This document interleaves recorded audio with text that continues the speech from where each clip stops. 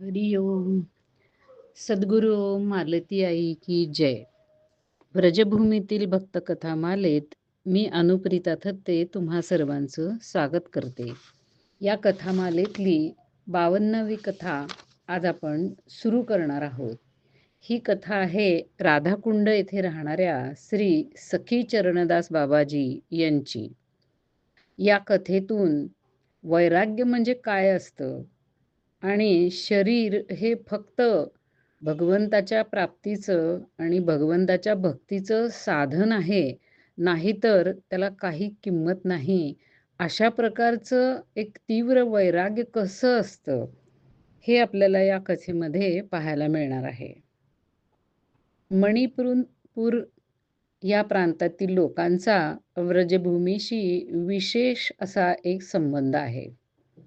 राधाकुंड येथे खूप दिवसांपासून मणिपुरी महात्मा लोकांची प्रधानता आहे. म्हणजे तिथे अजून सुद्धा या भागातून आलेले महात्मा हे जास्त संख्येने राहत असतात. यासंबंधी एक इतिहास आहे. श्री नरोत्तम ठाकूर महाशय हे मणिपुरी राज्यातील एक फार मोठे महान संत होते आणि त्या मणिपूर भागातीलच ते होते आणि त्यांच्या वेळेपासून त्यांचा मणिपूरचा जो राजा होता तो आणि त्यांची सगळी प्रजा ही त्यांचे अनुग्रहित असत. हे नरोत्तम ठाकूर महाशय हे श्रीमन महाप्रभूच्या संप्रदायातील एक अगदी महत्त्वाचे आणि मुख्य असे शिष्य होते. पुढे सुद्धा या राजाच्या नंतरचे राजे आणि बाकीच्याही राज्यातील बाकीचे सामान्य लोकसुद्धा या नरोत्तम ठाकूर महाशयांच्या परिवारातील म्हणजे शिष्य परिवारातील कोणाला तरी आपला सद्गुरू मानत आणि त्याच्याकडूनच दीक्षा घेत असत. असा हा एक अतूट संबंध निर्माण झालेला होता. ज्यावेळेला इंग्रज भारतामध्ये आपल्या साम्राज्याचा प्रसार करीत होते, त्यावेळेला या मणिपूर राज्याचे राजे होते श्री कुलचंद्र महाराज. हे स्वतः गौडीय भक्त होते आणि अत्यंत पराक्रमी आणि तेजस्वी होते. इंग्रजी सेनेला त्यांनी बऱ्याच वेळेला धूळ चारलेली होती. आता इंग्रज हे कावेबाज. त्यांनी यांच्या एकंदर व्यक्तिमत्वाचा अभ्यास केला आणि त्यांच्या लक्षात आलं, की राजा हा गोभक्त आहे. कुठल्याही परिस्थितीत तो गोहत्या करणार नाही. मग शेवटी त्यांनी आपल्या सैन्याच्या समोर खूपशा गायी आणि बछडे हे समोर ठेवून त्यांच्यावरती आक्रमण केलं. गायी आणखीन बछडे ह्यांना ओलांडून जाऊन तिथपर्यंत त्यांच्यावरती वार करणं हे शक्य नव्हतं. त्यामुळं गायी मारल्या गेल्या असत्या. म्हणून राजाने त्यांना मारण्याच्या ऐवजी पराजय आपला स्वीकारला. इंग्रजांनी त्यांना बंदी बनवलं आणि ते त्यांना दिल्लीला घेऊन गेले. इंग्रजांनी त्यांचं राज्य खालसा केलं आणि आपल्या साम्राज्याला जोडून घेतलं. पण या राजाला शिक्षाही दिली नाही आणि त्यांना बंदीही बनवून ठेवलं नाही. त्यांना विचारलं, की तुम्ही आता राज्यात राहू शकत नाही. तुम्ही कुठे राहणं पसंत कराल? तेव्हा राजांनी राधाकुंड येथे राहण्याची इच्छा प्रकट केली. इंग्रजांनी मग राधाकुंड येथे गोपकुवा नावाच्या एका बारव होती त्याच्याजवळ राजाच्या राहण्यासाठी एक मोठा महाल आणि एक मंदिर त्यांना बांधून दिलं आणि काही संपत्ती दिली, काही अधिकार दिले. मग राजा आपल्या नोकर-चाकरांसह तिथे राहू लागले. तेव्हापासून राधाकुंड या भागात मणिपुरी भक्त हे जाऊन राहतात. ते त्यांचं एक प्रमुख स्थान बनलेलं आहे. मणिपुरी राज्यामध्ये अजूनही खूपशा परिवारामध्ये या नरोत्तम ठाकूर महाशयांच्या परंपरेतील जे शिष्य असतात, त्यांच्यातील शिष्यांकडूनच आपल्या मुलांना ते दीक्षा देववितात. ही त्यांच्याकडे पद्धत आहे. सखीचरणदास बाबाजी जे आपल्या या कथेचे नायक आहेत, त्यांच्याबरोबरही अर्थात असंच झालं. संवत 1942च्या फाल्गुन कृष्ण पक्षातील त्रयोदशीला त्यांचा जन्म झाला. ते जेव्हा 10-12 वर्षाचे झाले, तेव्हा त्यांच्या आई-वडिलांनी या नरोत्तम ठाकूर महाशयांच्या परिवारातील एका व्यक्तीकडून त्यांना दीक्षा देवविली. बाकी लोकांसाठी दीक्षा घेणे हा एक अगदी उच्च असा असला तरी लौकिक उपचारच असे. ते साधनाही करत आणि आपला संसारही करत असत. पण सखीचरण दास बाबाजींच्यासाठी ही काही साधारण घटना नव्हती. त्यांनी आपल्या मनात तेव्हापासूनच घरदार सोडून कधीतरी वृंदावन येथे जाऊन कायमसाठी तिथे राहून भजन साधन करण्याचा मनात निश्चय केला. तेव्हापासूनच नरोत्तम ठाकूरदास यांचं एक पद ते नेहमी गात असत. त्या पदामध्ये त्या कवींनी म्हणजेच नरोत्तम ठाकूरदासनी वृंदावनला जाण्याची तीव्र इच्छा एखाद्या साधकाच्या मनात कशी असते त्याचं वर्णन केलेलं आहे. त्याच्यामध्ये ते म्हणतात, की "मी केव्हा बरं सगळं काही सोडून वृंदावनला जाईन? तिथल्या रासमंडलींची रासलीला मी कधी पाहीन आणि त्यांच्या पवित्र धुळीमध्ये मी कधी स्नान करीन? मी गोवर्धनाचं कधी बरं डोळा भरून दर्शन घेईन? श्यामकुंड आणि राधाकुंड येथे स्नान करून मी आपल्या स्वतःच्या प्राणांना कधी शीतल करेन?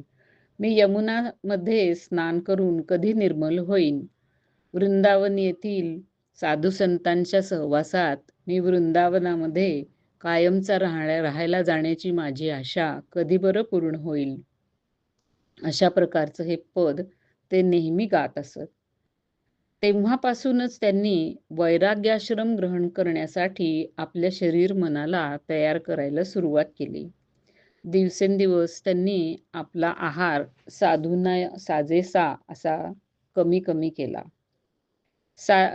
संसारी लोक आणि संसारी बाकी सगळ्या चर्चा ह्याच्यापासून त्यांनी हळूहळू आपल्याला पूर्ण वेगळं काढलं. आपला सगळा वेळ ते ग्रंथ पठण, सत्संग आणि कृष्णलीला कीर्तन यामध्ये व्यतीत करू लागले. लवकरच लीला कीर्तन मंडलीतले एक सुनिपुण असे कीर्तनकार म्हणून सगळीकडे त्यांची कीर्ती पसरली आणि लोक त्यांची प्रशंसा करू लागले. अखेर वयाच्या 35व्या वर्षी कायमसाठी घर सोडून ते पूर्णपणे व्रजभूमीमध्ये राहायला गेले. अर्थातच राधाकुंड या भागामध्येच ते राहू लागले. तेथील श्री जीव गोस्वामी यांच्या ठाण्यामध्ये राहून ते भजन करू लागले. आता त्यांना भजन दीक्षा म्हणजे वेश ग्रहण करायचा होता. त्याच्यासाठी योग्य अशा सद्गुरूंची ते शोध घेऊ लागले. पण खूप दिवस जरी झाले तरी आपण कुणाकडून दीक्षा घ्यावी आणि कुणाला सद्गुरू म्हणून मानावं याचा त्यांना निर्णयच करता येईना. म्हणून शेवटी ते राधाराणीला शरण गेले आणि दिवसरात्र तिची प्रार्थना करू लागले की तिने कोणाकडून आपण अशी दीक्षा घ्यावी ह्याचा संकेत द्यावा. खूप दिवस अशा प्रकारे मनापासून रात्रंदिवस प्रार्थना करून सुद्धा त्यांना राधाराणीकडून काहीही संकेतच मिळाला नाही. वेशाश्रय झाल्याशिवाय भजन तीव्र गतीने आणि जसं हवं तसं होत नाही. आणि जर भजन होत नसेल, भजनामध्ये प्रगती होत नसेल, तर जीवनाला काही अर्थ नाही. अशा विचारांनी त्यांनी आता ठरवलं की राधाराणीकडून काही संकेत येत नाही, तर आता आपण हे जीवन संपून टाकू. असं म्हणून त्यांनी अनशन सुरू केलं. अन्न जल सगळा त्याग केला. 7 दिवस विना अन्न पाण्याचे गेले आणि शरीर अत्यंत दुर्बल झालं. मानसिक अवस्था अशी झाली की त्यांच्यासाठी निद्रा आणि जागरण एकसारखंच त्यांना वाटू लागलं. अशाच अवस्थेमध्ये 7 दिवस झाल्यावर राधाराणी कृपामयीने त्यांना दर्शन दिलं आणि त्यांना आदेश दिला की राधाकुंड येथील गोपीनाथजीचं जे मंदिर आहे त्याचे जे सेवाध्यक्ष आहेत श्री भगवानदास बाबाजी यांच्याकडून तू वेश ग्रहण कर. त्याप्रमाणे सखी चरणदास यांनी भगवानदास बाबाजींच्याकडून दीक्षा घेतली आणि त्यांच्या चरणी स्वतःला समर्पित केलं. वेश ग्रहण केल्यानंतर आपल्याला अष्टकालीन भजन दीक्षा द्यावी, भजनाचं शिक्षण द्यावं, असा ते आपल्या सद्गुरूंना आग्रह करू लागले. पण भगवानदास बाबाजी म्हणाले, की "अरे, मंदिराची सेवा, त्याचा भार माझ्यावरती खूप आहे, ते काम खूप आहे, त्याच्यातनं मला कशालाही वेळ होत नाही. मी तुला भजन केव्हा शिकवू? तू असं कर, खदिरवन ह्या भागामध्ये गोस्वामींच्या एका भजन कुटीमध्ये श्री नरोत्तमदास महाराज राहतात आणि त्याच्या पुढेच पिसाये नावाच्या एका भागातील कदंबवनामध्ये श्री राधिकादासजी महाराज राहतात. हे दोघेही मणिपूरचे उच्च कोटीचे भजनशील व्यक्ती आहेत. हे दोघे सिद्ध कृष्णदास बाबांच्या भजन शैलीने भजन करत असतात. दोन्हीही अ, हे मोठे लोक एकमेकांवर इतकं प्रेम करतात, की जसं काही दोन देह आणि एक प्राण, एक जीव आहे. तू ह्या दोघांच्याकडून कृष्णदास बाबाजींच्या गुटिकेच्या अनुसार भजन शिकून घे. सखी दास बाबाजी असंच करावं या उद्देशाने त्या दोघांच्याकडे गेले आणि त्यांनीही भजन शिकवण्याचं कबूल केलं. पण हे भजन शिकणं हे सखी चरणदास बाबाजींच्यासाठी अत्यंत कष्टप्रद ठरलं आणि त्याचं कारण त्यांचा स्वतःचाच एक संकल्प त्यांना आड येत होता. त्यांनी केव्हाच असा संकल्प केला होता, की राधाकुंड येथील आपलं जे ठिकाण आहे आणि जे आसन आहे ते सोडून रात्री दुसरीकडं कुठंही राहायचं नाही. ते रात्री 2 वाजता उठून भजनाला बसत असत. आता ते कुठेही जरी गेले, तरी रात्र होता होता ते राधाकुंडला अगदी नक्की परत येत असत. त्यावेळेला राधाकुंडहून खदिरबन इथं जाण्यासाठी जवळ-जवळ 15-16 मैलाचा रस्ता होता आणि खदिरवनापासून कदमखंडी म्हणजे कदंबवन हे आणखीन पुढे 2-3 मैल होतं, जिथे राधिकादास महाराज राहत होते. सखी चरणदास बाबा पायी चालत इतक्या दूर जात आणि रात्र होण्याच्या आधी तिथं भजन दिवसभर करून परत येत असत. कधी-कधी रात्री भजन करताना त्यांना जर शिकलेल्या भजनाबद्दल मनात काही शंका निर्माण झाली, तर ते त्याच वेळेला उठून खदिरवनाकडे चालू लागत असत. अशा प्रकारे अत्यंत कष्टाने त्यांनी सिद्ध बाबांची संपूर्ण गुटिका, भजन गुटिका पाठ केली. पण त्याने त्यांच्या मनाचा काही संतोष झाला नाही, म्हणजे त्यांचं काही समाधान झालं नाही. कारण श्री नरोत्तमदासजी महाराज यांच्याजवळ जी गुटिका होती, ती अजिबातच शुद्ध नव्हती. सखीचरण बाबाजींचं व्यवस्थित शिक्षण संस्कृतचं वगैरे झालेलं असल्यामुळं त्यांना हे लक्षात आलं आणि त्यांचं समाधान होईना. म्हणून सखीचरणदास बाबा आता अत्यंत शुद्ध अशा गुटिकेच्या शोधाला लागले. त्यांना कोणीतरी म्हणालं, की काम्यवन येथे श्री कृष्णदास बाबाजी यांच्याच नात्यातील एक शिष्य राहतो आणि त्याच्याजवळ खूपसे जुने ग्रंथ आहेत. सखी चरणदास बाबाजी आता त्यांच्या राधाकुंडापासून 26 मैल दूर असलेल्या काम्यवना येथे चालत गेले आणि काम्यवनमधील बाबाजींना त्यांनी त्यांच्याकडे असलेला ग्रंथ देण्याची विनंती केली आणि त्याची नकल करून मी तो तुम्हाला लगेच परत देतो, असं सांगितलं. बाबा म्हणाले, "मी काही ग्रंथ तुम्हाला इथून घेऊन जाऊ देणार नाही. तुम्हाला ग्रंथ देईन मी, पण तुम्हाला इथे बसूनच त्याची नकल करून घ्यावी लागेल." बाबा जे सखी चरणदास बाबा अत्यंत विनयाने त्यांना म्हणाले, की "महाराज, माझा असा नियम आहे, की रात्री राधाकुंड सोडून मी दुसरीकडे कुठेही झोपत नाही, राहत नाही. आपण करुणामय आहात. ज्यामुळे माझ्या नियमाची रक्षा होईल, असं काहीतरी करण्याची आपण कृपा करावी." काम्यवनच्या बाबांना त्यांच्याबद्दल प्रेम वाटलं आणि ते म्हणाले, की "ठीक आहे, तुम्ही 2-3 दिवसांनी या, मी ग्रंथ काढून ठेवतो." बाबा परत आले. 2-3 दिवसांनी पुन्हा काम्यवनाची ती 26 मैलाची यात्रा त्यांनी केली आणि त्यांच्याकडून एक ग्रंथ ते घेऊन आले. तो ग्रंथ त्यांनी वाचला, पण त्याच्याबद्दलही त्यांच्या मनामध्ये संदेह होता. म्हणून तो ग्रंथ ते परत द्यायला गेले आणि त्यावेळेला पुन्हा त्यांना अतिशय विनयाने म्हणाले, की "ह्याच्यापेक्षा शुद्ध अशी जर एखादी प्रत असेल, तर मला द्याल का?" त्यावेळेला तिथल्या बाबांनी, काम्यवनच्या बाबांनी त्यांना आणखीन एक प्रत दिली. ती प्रत वाचल्यानंतर सुद्धा त्याच्यामध्येही काही संदेह बाबांच्या मनात आला. म्हणून सखी चरणदास बाबाजी पुन्हा तो ग्रंथ घेऊन 26 मैलावर गेले आणि काम्यवनच्या बाबांना म्हणाले, की ह्याच्याही पेक्षा अत्यंत शुद्ध अशी प्रत असेल, तर मला द्या. त्यांचं हे एकंदरीत कष्ट आणि त्यांची सिन्सिअरिटी पाहून काम्यवनचे बाबा म्हणाले, "अच्छा, म्हणजे तुम्हाला सगळ्यात शुद्ध आणि चांगली अशी प्रत हवी आहे. पण ती खरं तर मी आजपर्यंत कुणालाही दिलेली नाही. पण तुमची उत्कंठा आणि तुमचा उत्साह, कष्ट पाहून मी ती तुम्हाला देतो आहे. पण 15 दिवसामध्ये ती तुम्ही अवश्य मला परत द्या." सखीचरण बाबा ती गुटिका घेऊन आले आणि केवळ 12 दिवसामध्येच त्यांनी त्या प्रतीची संपूर्ण नक्कल आपल्या स्वहस्ताक्षरामध्ये केली आणि ते त्यांना ग्रंथ परतही देऊन आले. बाबांचं शरीर खरं तर अतिशय कृश होतं.